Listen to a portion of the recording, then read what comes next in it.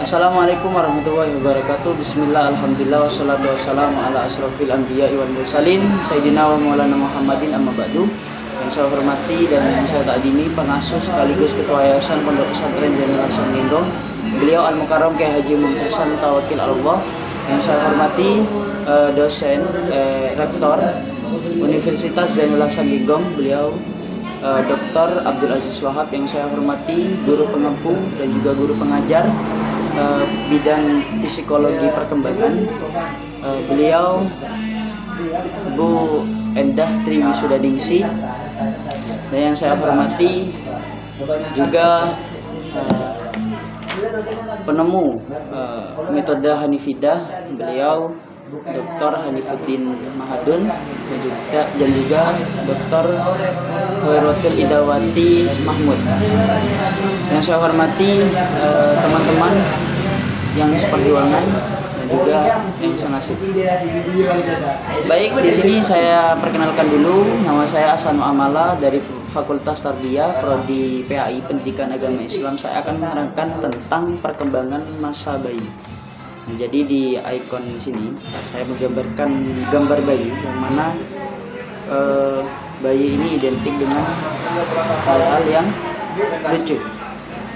Jadi di sini sebelah kiri atas, di sini ada perkembangan masa bayi. Nah, jadi ada perkembangan pada masa bayi, yang mana ini merupakan periode dasar masa bayi, yang mana periode ini paling awal atau paling mendasar dari siklus perkembangan selanjutnya.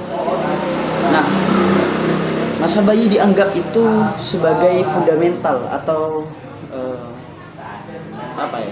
suatu yang harus fundamental, karena merupakan masa kehidupan yang sebenarnya. Jadi di sini ada simbol raja. Jadi bayi itu harus kita perlakukan seperti raja.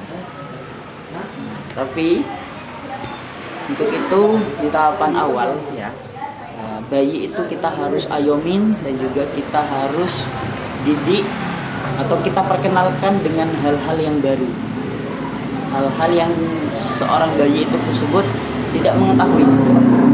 Lanjut, ini ada langkah atau tahapan perkembangan bayi, mana tahapan perkembangan bayi atau anak itu erat kaitannya dengan tumbuh kembang anak ya. Jadi pada usia 0 sampai 12 bulan ini merupakan pertama kehidupannya, yang mana otak bayi itu berkembang hingga setengah otak manusia atau orang-orang dewasa. Bahkan di umur 2 tahun itu sudah mencapai 80% otak orang-orang dewasa. Seperti itu. Nah, di bawah kanan ini adalah motorik bayi. Nah, dibagi menjadi 2, yang mana motorik halus dan juga motorik kasar. Sebelum itu, perkembangan motorik ini berhubungan banget dengan proses kemampuan seseorang anak sejak lahir, yang mana akan melalui proses perkembangan motoriknya yang diperlukan untuk mengambil tindakan terhadap sesuatu yang berhubungan dengan lingkungan. Artinya ini berefek ketika lingkungan bagus, maka perkembangan anak atau si bayi itu akan ke tahap selanjutnya itu akan bagus juga. Untuk motorik kasar itu adalah aktivitas motorik yang melibatkan keterampilan otot besar atau kasar, yang mana